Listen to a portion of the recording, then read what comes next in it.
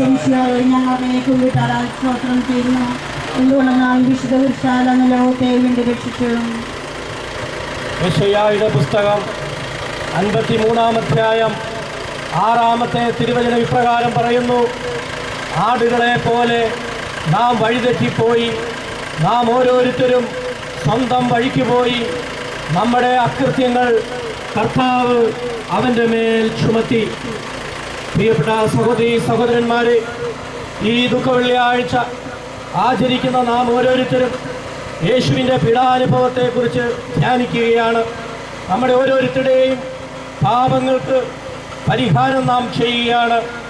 ചരിത്രകാരന്മാർ പറയപ്പെടുന്നത് യേശുവിൻ്റെ കുരിശിൻ്റെ തൂക്കം എത്രയായിരുന്നു എന്നതിനെക്കുറിച്ചുണ്ട്.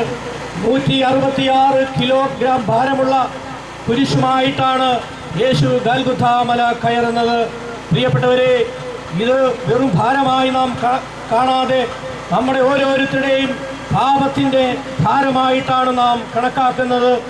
യേശു ഈ ഭാരമേറിയ കുരിശും വഹിച്ചുകൊണ്ട് ക്ലേശം നിറഞ്ഞ വഴിയിലൂടെയുള്ള യാത്രയിൽ നമ്മളെ ഓരോരുത്തരെയും അനുസ്മരിപ്പിക്കുന്നത്: മകനെ, നിന്റെ പാപമാണ് ഞാൻ ഈ ചുമക്കുന്നത്, നിന്റെ അകൃത്യമാണ് ഞാൻ ചുമക്കുന്നത്.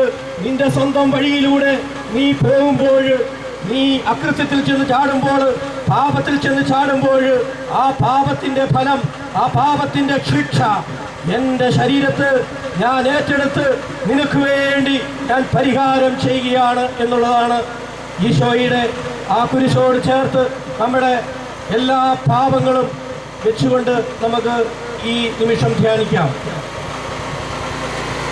ഭാരമേറെ കുരിശൻ ചുമന്നുകൊണ്ട് അവിടുന്ന് മുന്നോട്ട് നീങ്ങുന്നു. ഈശോയുടെ ചുറ്റും നോക്കുക, സ്നേഹിതന്മാരാരുമില്ല. യൂദാസ് അവിടുത്തെ ഒറ്റിക്കൊടുത്തു, പത്രോസ് അവിടുത്തെ പരിത്യജിച്ചു, മറ്റ് ശിഷ്യന്മാർ ഓടിയൊളിച്ചു. അവിടുത്തെ അത്ഭുത പ്രവൃത്തികൾ കണ്ടവരും അവയുടെ ഫലം അനുഭവിച്ചവരിപ്പോൾ ഇവിടെ ഓശാന പാടി എതിരേറ്റൊരു നിശബ്ദരായിരിക്കുന്നു. ഈശോയെ സഹായിക്കുവാനോ ഒരാശ്വാസവാക്ക് പറയുവാനോ അവിടെ ആരുമില്ല. എന്നെ അനുഗമിക്കുവാൻ ആഗ്രഹിക്കുന്നവൻ സ്വയം പരിത്യജിച്ച് തൻ്റെ കുരിശും വഹിച്ചെൻ്റെ പിന്നാലെ വരട്ടെ എന്ന് അങ്ങ് അരുൾ ചെയ്തിട്ടുണ്ടല്ലോ. എൻ്റെ സങ്കടങ്ങളുടെയും ക്ലേശങ്ങളുടെയും കുരിശും ഒന്നുകൊണ്ട് ഞാൻ അങ്ങേ രക്തമണിഞ്ഞ കാൽപ്പാടുകൾ പിന്തുടരുന്നു. വലയുന്നവരെയും ഭാരം ചുമക്കുന്നവരെയും ആശ്വസിപ്പിക്കുന്ന കർത്താവേ, എൻ്റെ ക്ലേശങ്ങളെല്ലാം പരാതി കൂടാതെ സഹിക്കുവാൻ സഹായിക്കണമേ. സ്വർഗസ്നായ ഞങ്ങളുടെ പിതാവേ, അങ്ങയുടെ നാമം പൂജിതമാകണമേ, അങ്ങയുടെ രാജ്യം വരണമേ, അങ്ങയുടെ തിരുമനസ്സ് സ്വർഗത്തിലെ പോലെ ഭൂമിയിലുമാകണമേ. ഞങ്ങളുടെ ആഹാരം ഞങ്ങൾക്ക് തരണമേ, ഞങ്ങളുടെ തെറ്റുകാരോട് ഞങ്ങൾ ക്ഷമിക്കുന്നത് പോലെ ഞങ്ങളുടെ തെറ്റുകളോട് ക്ഷമിക്കണമേ, ഞങ്ങളെ പ്രലോഭനത്തിലെ തിന്മയിൽ ഞങ്ങളെ രക്ഷിക്കണമേ. നന്മ നിറഞ്ഞ മറിയമേ, സ്വസ്തി, കർത്താവ് അങ്ങയുടെ കൂടെ സ്ത്രീകളിൽ അങ്ങ് അനുഗ്രഹിക്കപ്പെട്ടവളാകുന്നു. അങ്ങയുടെ ഉദരത്തിന് ഫലമായി ഈശോ അനുഗ്രഹിക്കപ്പെട്ടവനാവുന്നു. തമ്പുരാന്റെ അമ്മേ, പാപികളായ ഞങ്ങൾക്ക് വേണ്ടി എപ്പോഴും ഞങ്ങളുടെ മനസ്സമേത്തും തമ്പുരാന്റെ അപേക്ഷിക്കണമേ. കർത്താവെ അനുഗ്രഹിക്കണമേ.